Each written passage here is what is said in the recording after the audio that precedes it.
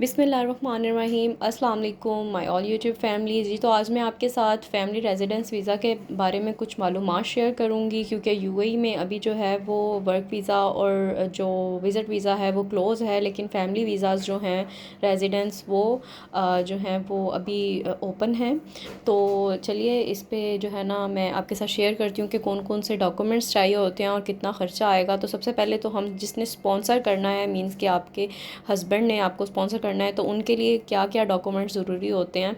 सबसे पहले तो हम बात कर लेते हैं कि जी सैलरी की। सैलरी आपकी जो है वो कम से कम 4000 जो है वो होनी चाहिए, 4000 प्लस। और अगर 4000 नहीं है तो 3000 सैलरी होनी चाहिए और 1000 अकोमोडेशन का होना चाहिए।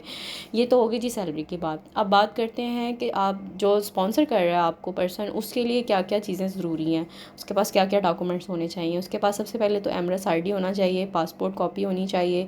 इसके अलावा वो जहाँ जॉब करते हैं उनके पास जॉब का जो है वो सैलरी सर्टिफिकेट होना चाहिए और इजारी होना चाहिए, यानी कि जो कॉन्ट्रैक्ट है जहाँ पे वो आपको रखेंगे वो होना चाहिए। और जो है ना ये सारे डॉक्यूमेंट्स उनके पास होने चाहिए, ठीक है।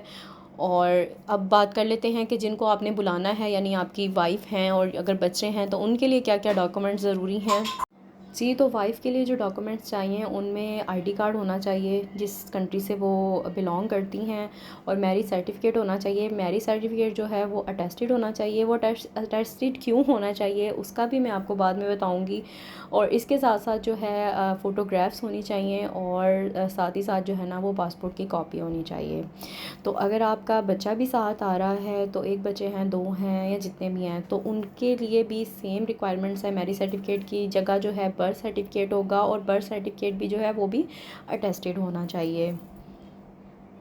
अच्छा जी, अब मैं आपके साथ शेयर करती चलूँ कि जो मैरिज सर्टिफिकेट है वो क्यों अटेस्टेड होना चाहिए। क्योंकि वहाँ पे जो मिनिस्ट्री ऑफ फॉरेन अफेयर्स वहाँ पे इदारा है पाकिस्तान में, जो भी होगा वहाँ से आपने अपनी स्टैंप लगवानी है और ओरिजिनल डॉक्यूमेंट्स पे लगवानी है। शादी का जो सर्टिफिकेट है, मैरिज सर्टिफिकेट, ओरिजिनल पे आपने वो स्टैंप लगवानी है। फिर उसके बाद वो जो डॉक्यूमेंट्स हैं वो यूएई की जो वहाँ एम्बेसी होगी वहाँ से अटेस्टेड होंगे, और उसके बाद जो है वो फिर यहाँ पर डॉक्यूमेंट्स आएंगे, तो यहाँ भी जो यहाँ की मिनिस्ट्री ऑफ फॉरेन अफेयर है उनसे अटेस्टेड होंगे। इससे क्या होगा कि आपको कोई भी 2 नंबर काम करने की, यानी किसी एजेंट वगैरह के थ्रू आपको एक्स्ट्रा चार्जेस दे के जो है वो अपना काम नहीं करवाना पड़ेगा। और अगर आपके पास ये डॉक्यूमेंट्स नहीं होते हैं तो इस सूरत में आपका वीज़ा, फैमिली वीज़ा जो है वो रिजेक्ट भी हो सकता है। तो यहाँ तक आपके डॉक्यूमेंट्स हो गए हैं जी बिल्कुल कंप्लीट।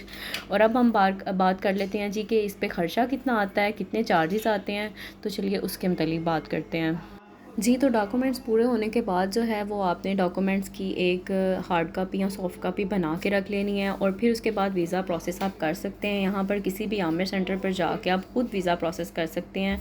वीज़ा प्रोसेस के लिए सबसे पहले आप फ़ाइल ओपन करेंगे, उसके चार्जेस होंगे, वो मैं आपके साथ शेयर करती हूँ। फिर उसके बाद जो है वो एंट्री परमिट बनेगा। एंट्री परमिट जब बन जाएगा तो उसके बाद जो है वो आप अपनी फ़ैमिली को यहाँ पर बुला सकते हैं। एंट्री परमिट के बाद आपका होगा जी मेडिकल के बाद फिर जो है वो आपका एमरेस आईडी बनेगा, और फिर जो है वो वीज़ा स्टैंपिंग होगी। ठीक है जी, तो ये कुछ प्रोसीजर है। और अभी मैं आपको जो है ना वो इनके चार्जेस भी बताती चलूँ।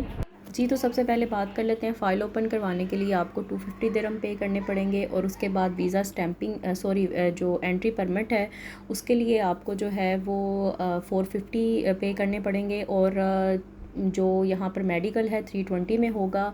और उसके बाद जो एमरेट्स आईडी है वो आपका 385 में होगा, और जो वीज़ा स्टैंपिंग है वो 485 समथिंग में होगी। तो आप इनको कैलकुलेट कर लें। और हाँ, एक बात मैं आपके साथ शेयर करती चलूँ कि जब आपने वीज़ा रीन्यूअल करवाना है तो फिर आपको फ़ाइल ओपनिंग के पैसे नहीं भरने पड़ेंगे। फ़ाइल ओपनिंग के लिए आपको चार्जेस नहीं पे करने पड़ेंगे, और ना ही आपको एंट्री परमिट के जो है वो चार्जेस पे करने पड़ेंगे। और हाँ जी, बच्चे जो हैं 18 साल से कम उम्र के, उनका मेडिकल बिल्कुल फ्री है, उनका मेडिकल नहीं होता है। तो उम्मीद करती हूँ कि ये वीडियो जो है आपके लिए हेल्पफुल रही होगी।